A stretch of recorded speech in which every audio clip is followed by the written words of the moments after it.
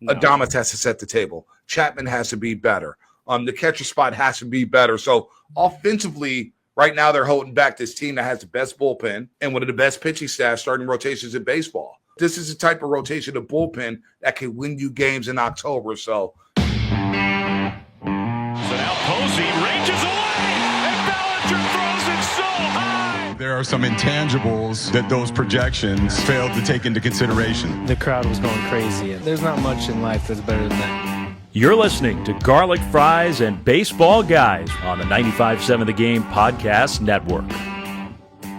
Hello there. Welcome into the Garlic Fries and Baseball Guys podcast. Sam Lubman here with a very, very special guest on this one. If you're watching on video, you can already see it, but it is the one, the only, the host of Giants pre and post game, as well as Warriors pre and post. It is Bonta Hill. Bonta, so glad to finally have you on Garlic Fries and Baseball Guys. yeah, I mean, first of all, Laura Britt does a great job. So just filling in for her in case anybody's wondering. I know people miss LB. She'll be back Saturday. And look, I got too much time on my hands. So what do? I'm not doing 20 hours a week with you guys anymore. I'm getting some sleep. You guys have been begging me to get on this damn podcast for 3 years now. So finally, I knew Shasky wasn't on it. I knew Willard wasn't on it. I knew Rizzo had a day off. Perfect time to come on. Exactly. No, I'm kidding. I'm flattered to be on the Garlic Fries and Baseball Guys pod. Of course. I'll be honest, Bonta, I was a little nervous for this episode because, I knew you're going to be doing this right after you did the Giants post game. And for those listening, it's Wednesday, May 28th. The Giants just got swept by the Tigers. I know you're going to be doing it at NBC after post game. I'm like, oh man, I'm kind of nervous because I know the fits that you bring to these pre and post game shows. I'm worried. Am I going to be underdressed for this? And then I saw you with the quarter zip. I'm like, okay, woo. I could keep up with that. So less nervous there. You know who couldn't keep up, though? That was the Giants with the Tigers this week. It was a reverse 2012, so to speak. The Tigers swept the Giants this time. And for me, Bonta, this just felt like one of those series where the Giants are a team that, they're pretty good and they fashion themselves as contenders. And then they just ran into a team that's actually really good and actually a real contender in the Detroit Tigers. Yeah, Lubman, is there shame in losing to Detroit? No, they're a really good freaking baseball team. They pitch, timely hitting, but it's the Giants offense that's really frustrating. And really on this road trip, as they're 2-4 in this road trip through the first 6 games, obviously 3 more left in Miami, where they're trying to get the bats rolling. But the bats, they haven't scored more than 4 runs in a game since May 16th, when they had that offensive outbreak against the A's on that Friday night. Wilmer Flores had that outbreak, but yeah. Yeah, well, Flores with the 3 jacks, no doubt. But, try to give them credit here collectively. But the offense, and you think about the game today in which they got swept. Runners on second and third, no outs. Willie Adames with some heads-up base running. Lamont Wade Jr. gets to the second base on a bloop single to left. And Patrick Bailey Jr., who's pinch hitting, swings at the first pitch. Gets nobody in. Koss, he comes in, and he's trying to bunt on, and I get it. He's trying to get the suicide squeeze rolling. Doesn't do it. He strikes out. And then you get Mike Yastrzemski, who had a tough day at the plate. He doesn't drive in a run, and there you go. Runners are scoring position. You go 1 for 9. Heck, over their last 10 games, I believe, or maybe since May 16th, Lubman, they're 9 for 63 with runners in scoring position. Oh, yeah. That's a batting average, I believe, under 150. So they're not hitting right now. And it's not backing up the pitching, which I think is good enough to compete with the best in the league. When you allow 4 runs today and you allow 3 to Detroit yesterday, should be good enough to win. But they scored 2 runs in the first 2 games against the Tigers. Now this road trip entering this final game against Detroit, they scored a grand total of 9 runs on the road trip. So an offensive outbreak today with 3 runs, 12 runs through 6 games on the road trip. If I'm not a math major, I didn't go to the University of Miami, I didn't go to Cal Berkeley, but my math tells me that that's 2 runs per game on this road trip. It's not good enough to win. No, it's not. Let me check the math there. No, that is not good enough there at all. There's another situation on the 4th inning today. Bonta, Lamont Wade Jr. up first and second. He bunts the runners over, which I thought that was a curious decision as it is. He had doubled in his first at bat. And but okay, you know what? You still got 2 runners in scoring position. And then right after that, though, again, Huff and Koss are unable to get it done there in that situation, too. I'll be honest, this is one of those games. I know you said there's no shame in getting swept by the Tigers, but no. Let me correct that. There's no shame in losing. there is shame in getting swept when you have the opportunities the Giants have had in this series against the Tigers. Let me correct to myself. That point, though, this is one of those games that if the Giants fall short of a playoff spot or a divisional spot, or just if they're a game short of a place they want to be at the end of the year, I'm going to look back at this loss. I'm sure there's going to be other losses throughout the year that will fit that role as well, where it's just like, oh man, that felt like it was there for them to take. Like, this felt like a win that they should have stolen. I mean, they had the 3-0 lead early on. Landon Roop pitching incredibly well. That changeup was that changeup he had on Riley Carpenter was filthy. He had the sinker going with the curveball, and it's the guy Landon Roop. When he first came up, it was all about that curveball. But he's adding other pitches to his repertoire now, and he was just cruising all the way into the 5th inning. Ran into some trouble there. It was the 3rd time through the lineup because it's a very good lineup, and I believe Roop is still a rookie, but it felt like the Giants had so many opportunities to really put this game away or take this game back, and it just didn't happen. Bob Melvin broke some kind of interesting news, ho-hum, after the game. The closer changes happened. Ryan Walker is no longer the closer. Camilo Doval is. I think a lot of Giants fans wanted this to happen for a while. It's been a big conversation point on this podcast a lot. I've kind of gone back and forth on it. I've liked Ryan Walker in the closer role, maybe more than some, but he's struggled a lot on the road, Ryan Walker. He's been great at home. All of his rough outings have come on the road, though.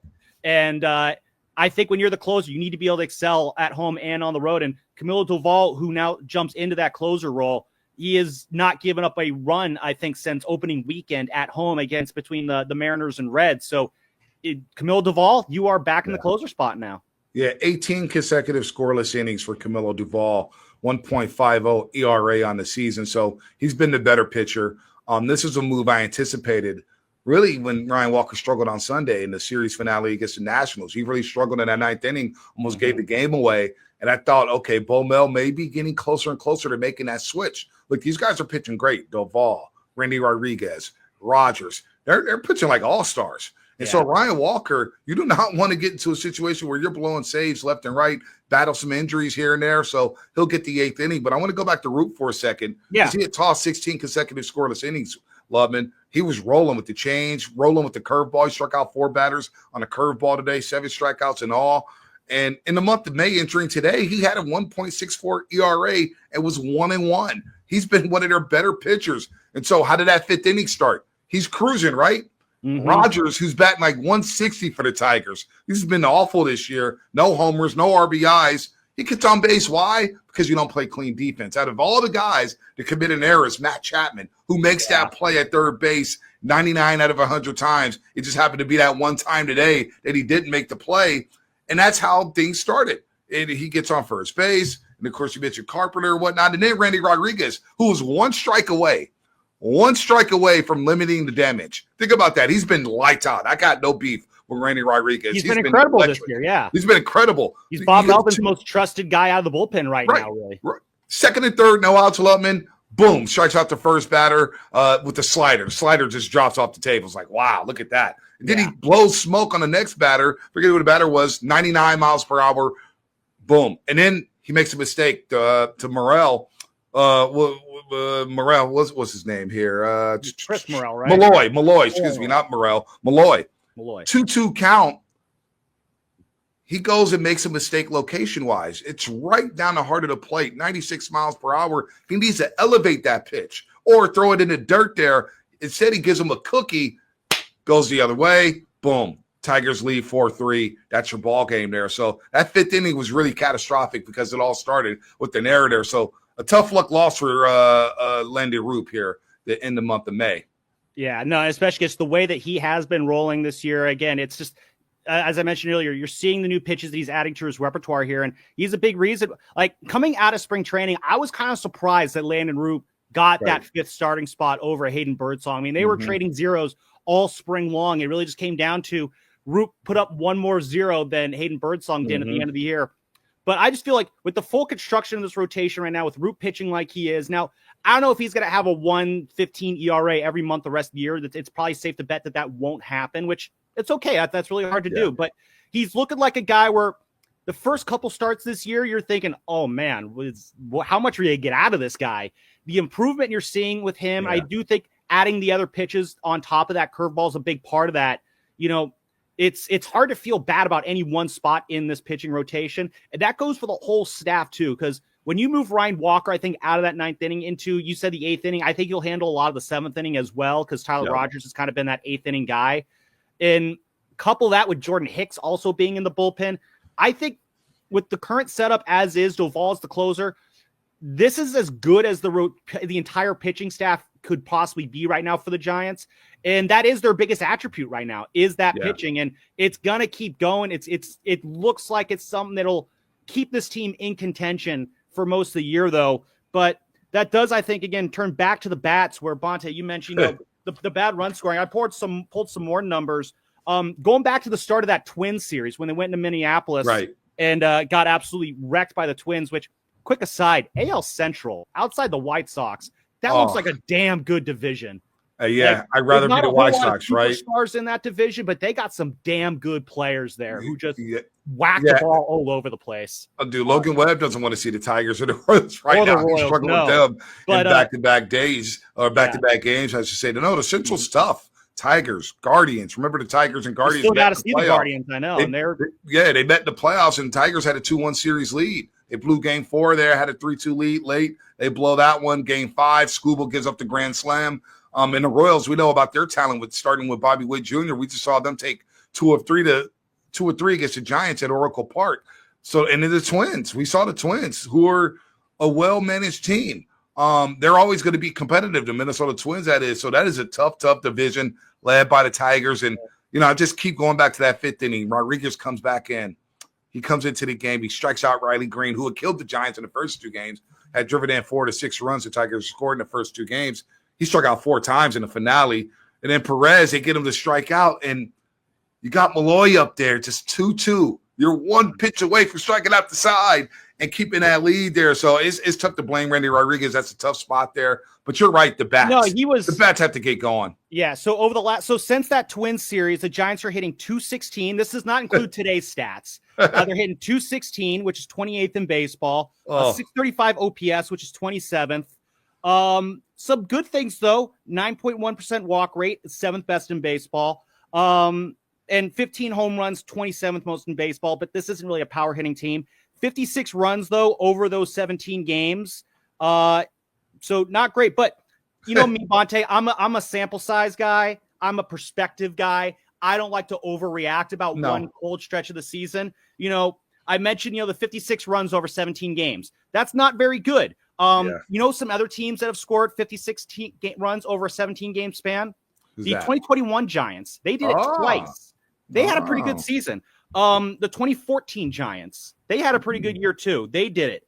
The 2012 Giants had a stretch of 17 games with 56 runs. The 2010 Giants, they did it twice. These scoring droughts, they do happen, especially when you have a team like this that, again, I know we all are complaining about this offense. And again, the offense needs to be better.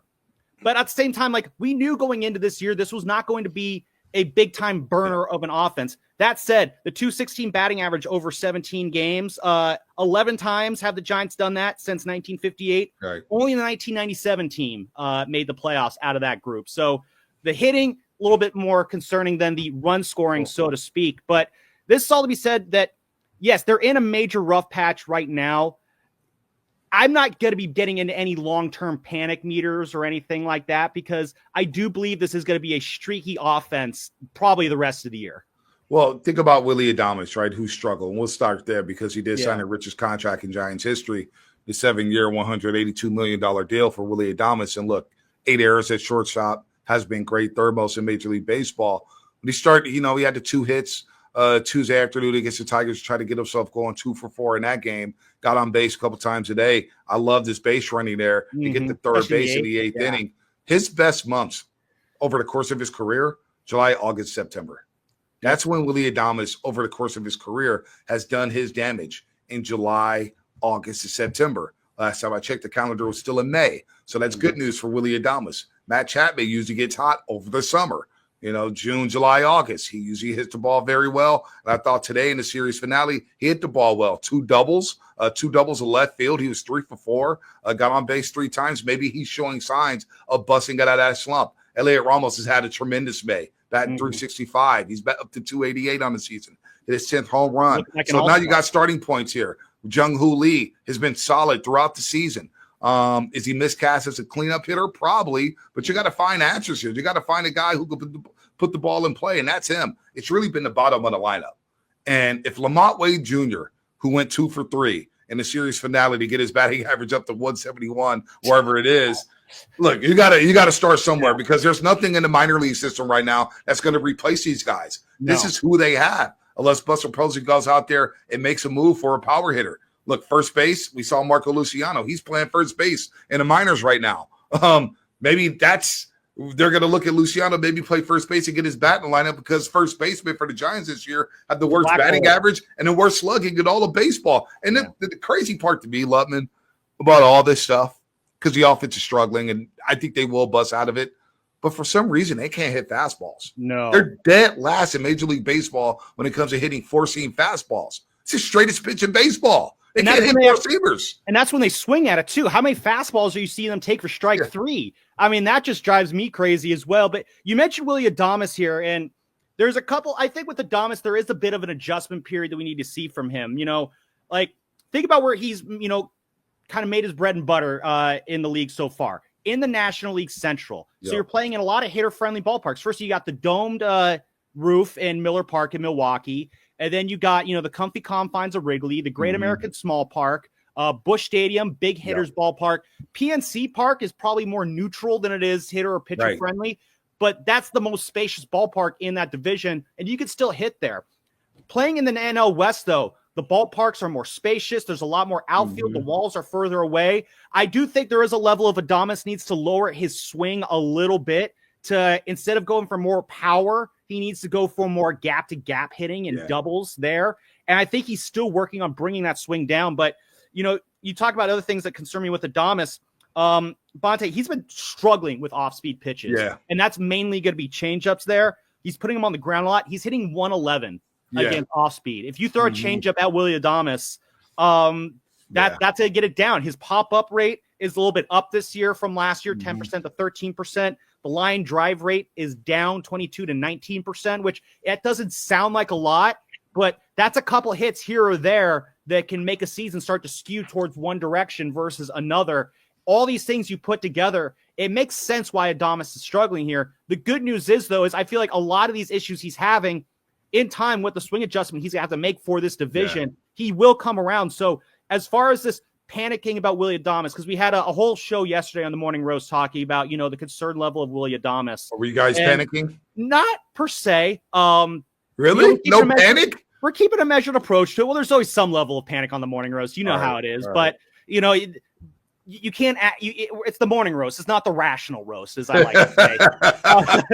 So Adames, again, we're 2 months into a 7-year deal. People are like, what's the Adames conversation? It's like, you're 2 months in, like you're stuck with this guy for a while. So any conversation there, let's know what it is, August. And if he's still struggling in August, then I think we start having the dude, what's he doing here right now? Well, you mentioned his approach. And instead of pulling the ball, I think he needs to go away more. Go to the opposite field. And we're starting to see that a little bit now, where he rolled one over and got a run. He moved a runner over earlier in this game, going to the right side. Move, just change your approach. Stop trying to pull pitches outside on the black and starting to pull them where you're rolling them over, hitting in the double plays. Like Tuesday night, it got rough for him. I mean, he almost hit into a double play in the 9th inning. Obviously, he had the double play that really killed the rally, and he was talking to himself out on the field about it. Going the other way is your best friend. Just go where the pitch goes. Just go the other way. As you mentioned, gap to gap. Stop trying to pull everything and hit everything up. The uppercut swing, lower the swing, go the other way a little bit. I think that'll help him because these numbers here, you mentioned it. Entering today, 4 for 36 with 11 strikeouts over his last 10 games. Just not good enough. Hitting just 175, as you mentioned, off breaking balls, 29 strikeouts. Just not good enough. Nobody's hitting lefties on his team, no matter what. And then just on the road, he's batting 186 with 2 RBIs at 29 games on the road. So I thought he may – if he didn't go 2 for 4 in the second game against Detroit, I thought he was going to get a day off. I believe the broadcast mentioned how he was going to get scheduled. He had a scheduled day off for the finale against Detroit, and then he would have got 2 days off because travel day to Miami, go relax in the sun, maybe get on the jet ski, then go play ball Friday against the Marlins. But he didn't get the day off, and so he's got to snap out of it. But he's not the only one. It's Adames, it's Chapman, it's Lamont Wade Jr. or anybody at first base, and then second base will start to get a little concerned with Fitzgerald and Koss. They got to become productive over there, and then the catcher spot. Patrick Bailey, oh my Lord! So basically, the entire infield right now is just I just need the infield, and now Yaz is regressing a bit now. So it's just a collective funk from this Giants offense here. Yeah, and again, you're starting to look for solutions here, and this is where I think the Giants are kind of painting themselves into a corner. So, on the one hand, there's some positives. Matt Chapman, Willie Adames, as we said, they have track records to where you're not going to panic there. They'll kind of pick themselves up. Tyler Fitzgerald. I think we think about that 2-week stretch he had last year as like a sign of what he can be. I don't think that's what he is, but if he could be a solid 260, 270 hitter with plus speed out of that 9-hole, I will take that every day of the week. And I think he's decent enough on defense that I'm not going to, wring my hands too much about his performance there. I do think he can improve there, but I do believe that improvement will come. But the problems arise when trying to figure out what are the options for catcher and first base, because, Patrick Bailey is looking more and more every day like a defense only catcher. Like there's not really a whole lot of offense. You go on Fangraphs, and Fangraphs has, a defensive and offensive rating, which on their own are kind of arbitrary numbers. But for this exercise, work with me here. His defensive rating is by far the best of all other catchers. I think it's in like the 30s. The next best defensive rating is it's like 15 or something like that. Far and away the best defensive catcher. Offensively, though, it's the exact opposite end of the spectrum. By far and away one of the worst offensive catchers in baseball. And we had Dave Fleming on the show yesterday, and we asked him about that. And Fleming basically said, like, Buster Posey wants his catchers to control the pitching staff and just play defense first baseball. That's what they want. If you're controlling the pitching staff and playing good defense, then you're doing the number one thing that the Giants want you to do as the catcher. So I don't think any changes are going to be coming in regards to Patrick Bailey, because basically, I guess at the end of the day, are you comfortable with a situation in Patrick Bailey where you're only going to get Gold Glove defense? You're not going to get that much offense. Like for a while, like Brandon Crawford is a good example. His glove was good enough to keep him in the lineup, but the bat was not that bad. Like Brandon Crawford could at least hit to something. Right. Patrick Bailey's stuck on the interstate with Gold Glove defense. I'm kind of curious how long that can hold up, though. Yeah, I mean, 4 multi-hit games this season for Patrick Bailey, just 4. Just looking at the numbers and diving into it, and we'll get to his at-bat today. Hitting just 137 with 32 strikeouts with nobody on base. So he's not even starting rallies. Runners in scoring position, he's worse. And then today, you think about the 8th inning, top of the 8th. Lamont Wade Jr. bloops at the left field. Willie Adames, man, just a ballsy heads-up play to get to third base. He's aggressive on the base pass. I love that, trying to get something going. Lamont Wade Jr. has a wherewithal to get to second base. Patrick Bailey no outs, second and third here. Second and third, no outs. No outs. You're thinking just one run, get one to the outfield, sack fly, whatever we got to do to tie this game. You cannot leave that inning without at least tying the baseball game. Patrick Bailey gets up there, pinch hits, and doesn't even take a pitch. My opinion, you got to see something. See something. You haven't been playing all day. You're scuffling. You're trying to drive in a run. You haven't done that all season long. And he goes up there in the first freaking pitch, and he lazy fly to left field. Not deep enough to get the run in. Willie Adames, who can't even tag up. And so you bail the pitcher out. Tommy Canley, who was throwing nothing but changeups. He threw one fastball. The first 5 pitches or something. And they swung at all of them. He only threw one fastball, and it was a fastball to strike out Ramos in the 9th inning. But Bailey goes up there, and he swings at the first pitch.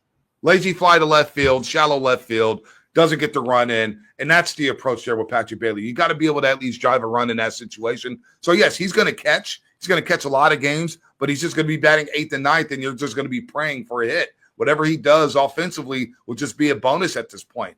But you can't have an automatic out at catcher. You can't have an automatic out at first base, which has been the case for most of the 2025 season. And right now, second base is scuffling. So that's too many spots here in this lineup where you're trying to compete with the Padres or the Dodgers and trying to make noise and galvanize this fan base You got to start scoring. You got to put the barrel on the ball. You got to put the balls in play. And that starts with hitting the fastball, which are their worst at. And it's just bad approaches. So, hey, look, we've seen a hitting coach, Donnie Ecker, who we got to know out here in San Francisco. He got fired in Texas. Yeah. Got fired. Season and a half after winning the World Series. Seager scuffling. Simeon scuffling. Josh Young got off to a slow start. They fired the hitting coach, Donnie Ecker. You got to think if you're Pat Burrell, you're having some sleepless nights, I should say. You're not sleeping well. No, and I know the work he's putting in. I see him chatting with guys, during PP all the time. He is working hard to get these guys going. I know Barry Bonds, he's stepping in a lot. He's helping guys out behind the cage. I see Barry behind the cage or down low in the cage underneath the stands of the ballpark. So, but again, they're going to have to figure out a way because there are really no reinforcements coming. And that kind of brings me to Lamont Wade Jr., where, again, first base, we've always talked about, that's kind of one of your premier positions. You need production there. And just going off of WAR, the only first baseman performing worse than Lamont Wade Jr. right now is Andrew Vaughn. And he has the excuse of that he's stuck on the White Sox right now. So Lamont Wade, he's basically the worst non-White Sox first baseman in baseball right now. And it's not pretty there, but there's a part of me that I feel like he's kind of the one who I have worried the least about because I think he can get back to his numbers only because his numbers are so small to begin with that he'll get back there. But this is what happens when you're a guy who your only attribute is getting walks, and you're not even getting walks as much anymore. But Bonta, where I think the real problem comes in at first base for the Giants is I really don't think, you mentioned Marco Luciano, that might be it in terms of your saviors because there's no good trade options out there. It's when it comes to trade options, it's like a three-way Venn diagram, is the player on a bad team? Is the player, young enough where he's not going to be, part of that team's future? And is he good enough to where, he'll actually be an improvement? There's not really anyone who checks off all three of ththose boxes. Again, we're 2 months away from the trade deadline. A lot can happen until then. But just some names I'm keeping my eye on here, though.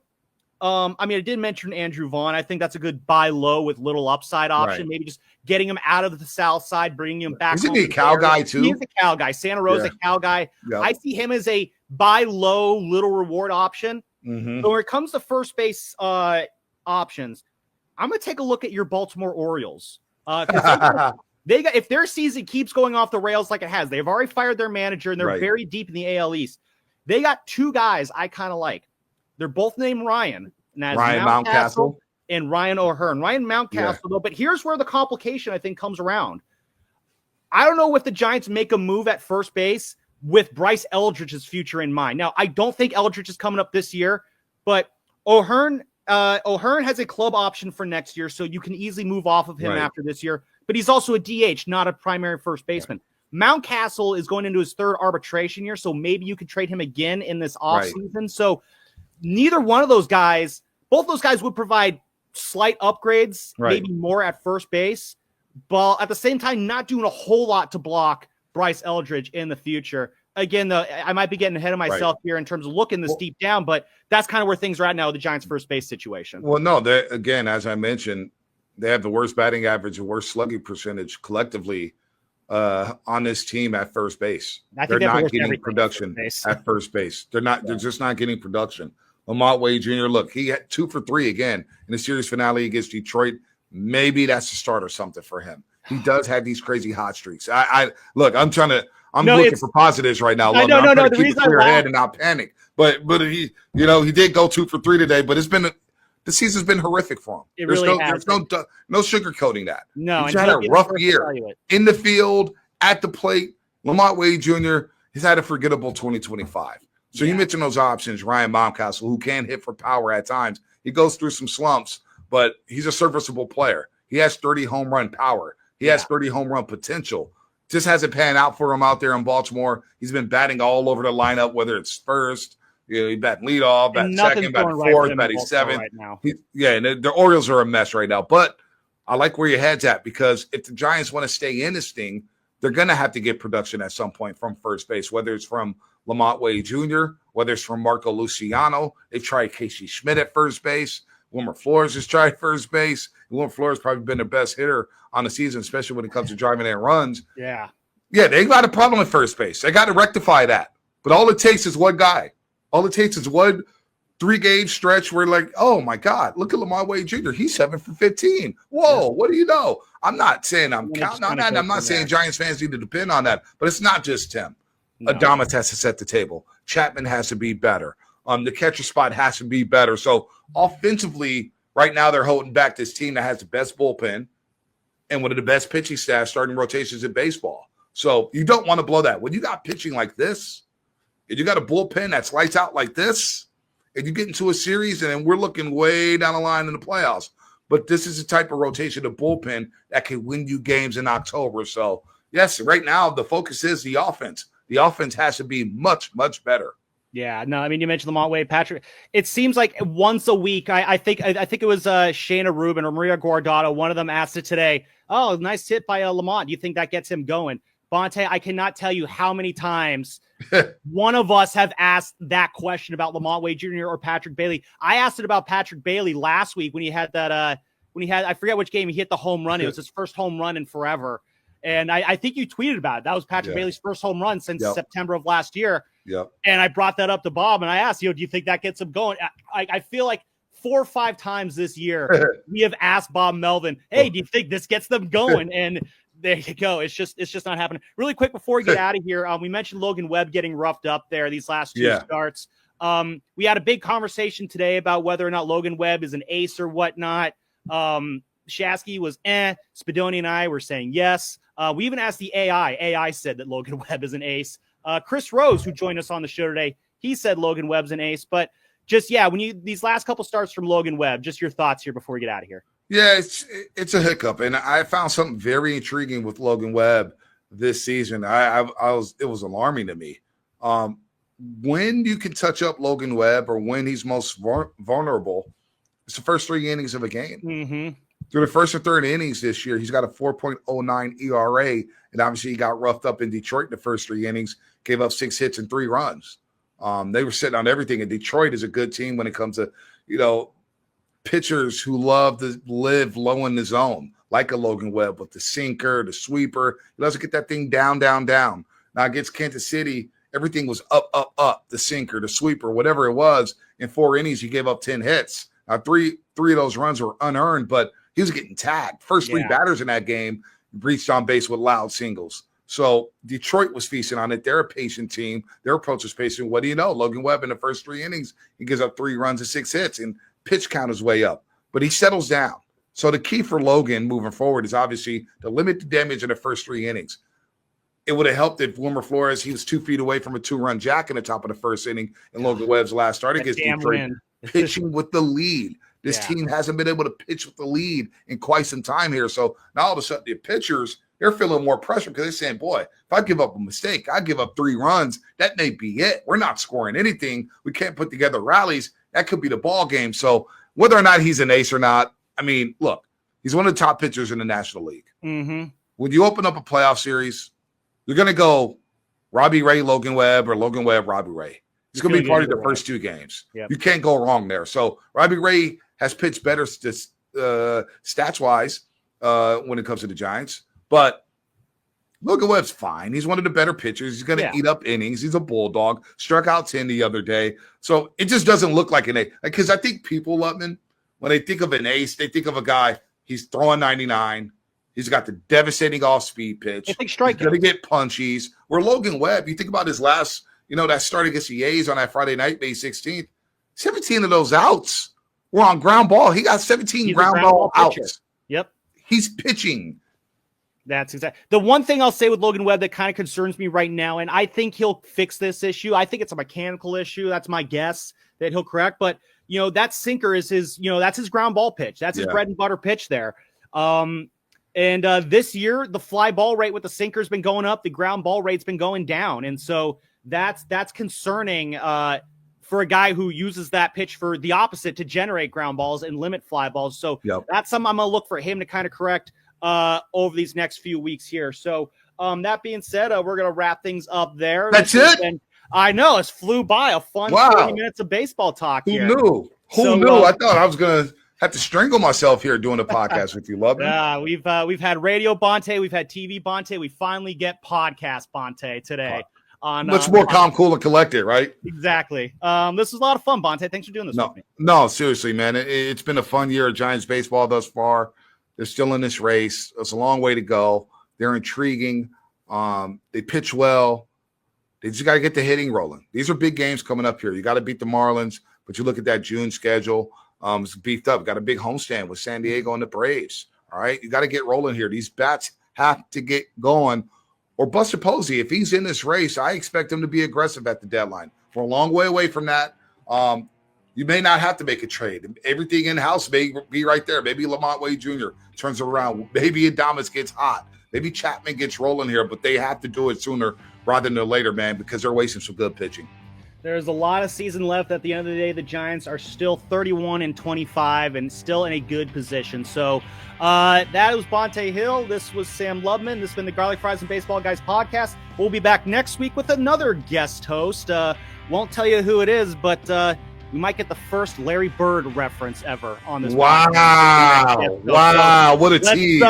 There's the there, and we'll catch just let you know, I filled my quota. There you go. I'll be back in 3 years, okay, buddy? This was the one. We'll catch you guys on the next one.